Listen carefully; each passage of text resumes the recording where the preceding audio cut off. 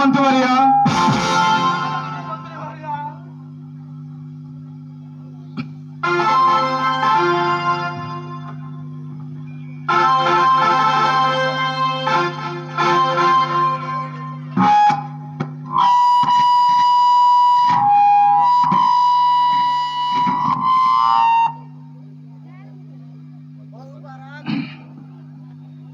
బహుభారత్ బహుభారత్ రాజాది రాజా రాజ మార్తాండ న్యాయ కోవిదులు రాష్ట్ర పాలకులు శ్రీ శ్రీ శ్రీ పిలాతు గారు సభలోకి వేచేస్తున్నారు.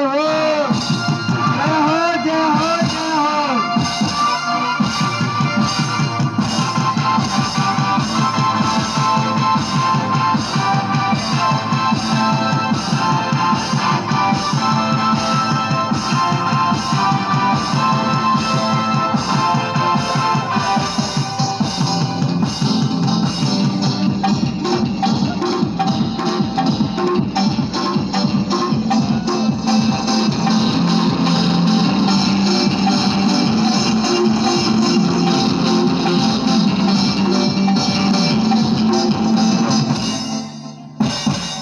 మహాచార్యులకు నమస్కారములు,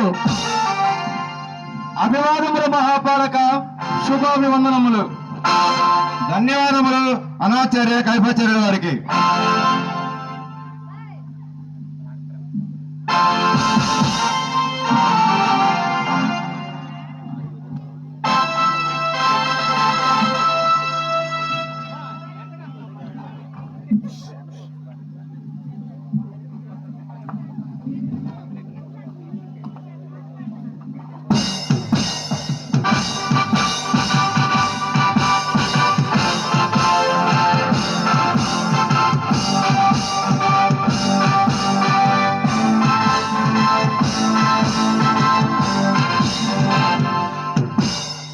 మంత్రివర్య, మన రాజ్యంలోని విశేషములేవి?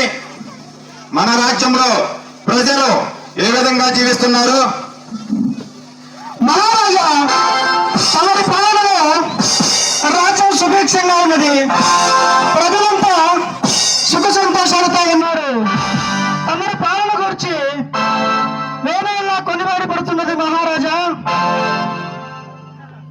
ఆనందం, మహానందం. ప్రజలు సుఖ సంతోషాలతో ఉండటం కంటే మనకు కావాల్సినది ఏమన్నది? మన పాలనలో న్యాయం, ధర్మం 4 పాదాలపై నడుస్తున్నది మంత్రివర్య.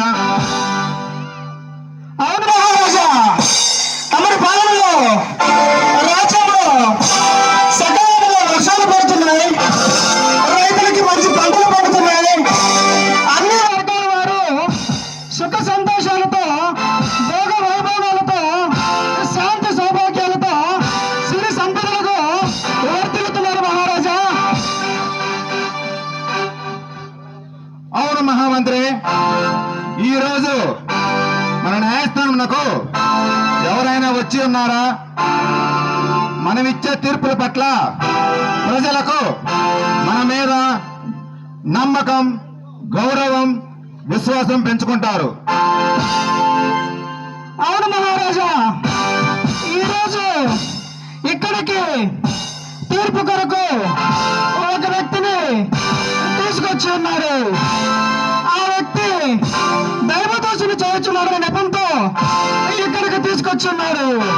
ఆ వ్యక్తి యువత రాజులను చెప్పుకొని వచ్చినాడు మహారాజా. అతనే సభలో ప్రవేశపెట్టాడు. సర్వసైన్యాధ్యక్ష